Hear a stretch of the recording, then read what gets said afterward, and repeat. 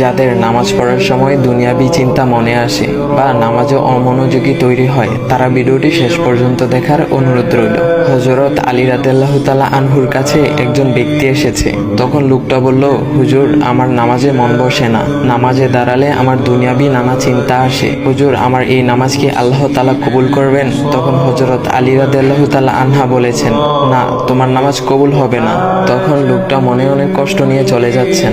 এমন সময় রাসূল সাল্লাল্লাহু আলাইহি ওয়াসাল্লাম এসে হযরত আলী রাদিয়াল্লাহু তাআলা আনহুকে জিজ্ঞাসা করলেন, ইয়া আলী, আপনার কাছে লোকটা কেন এসেছিল?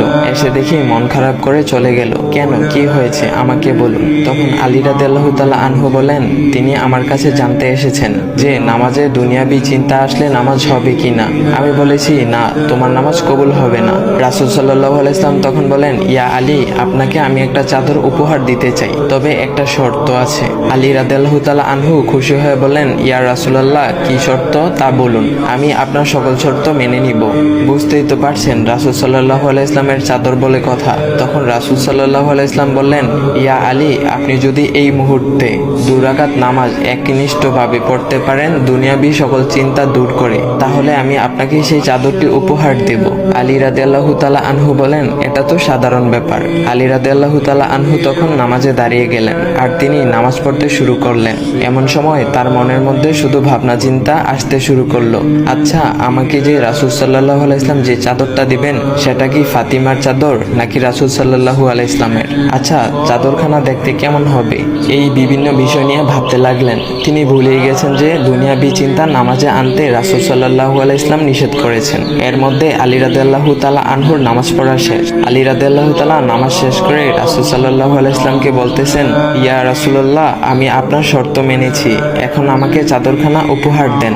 রাসূল সাল্লাল্লাহু আলাইহি ওয়াসাল্লাম বলেন, ইয়া আলী, আপনি কি একনিষ্ঠভাবে দুনিয়াবি চিন্তামুক্ত ছাড়া 2 রাকাত নামাজ পড়েছেন? তখন আলী রাদিয়াল্লাহু তাআলা আনহা মুচকি হেসে বললেন, না ইয়া রাসূলুল্লাহ, আমি আপনার চাদর নিয়ে অনেক কিছুই ভেবেছি। তখন রাসূল সাল্লাল্লাহু আলাইহি ওয়াসাল্লাম বলেন, ইয়া আলী, নামাজ তোমারও হয়েছে, আর তুমি যাকে নামাজ হবে না বলে ফতোয়া দিয়েছো তার নামাজও আল্লাহ তাআলা কবুল করে নিয়েছেন। শোনো আলী, দুনিয়াবি চিন্তা দ্বারা নামাজ বাতিল হয় না, নামাজ মহান আল্লাহ তাআলা কবুল করে নেন। সকল ফরজ নিয়ম কানুন মেনে নামাজ পড়লে নামাজ হবে ইনশাল্লাহ। তবে আমাদের সকলের উচিত নামাজ আদায় করার সময় একমাত্র আল্লাহকে স্মরণ করে নামাজ আদায় করা। নামাজে দাঁড়ালে দুনিয়াবি চিন্তা মাথায় আসে, এটা শয়তানের একটা ফাঁদ।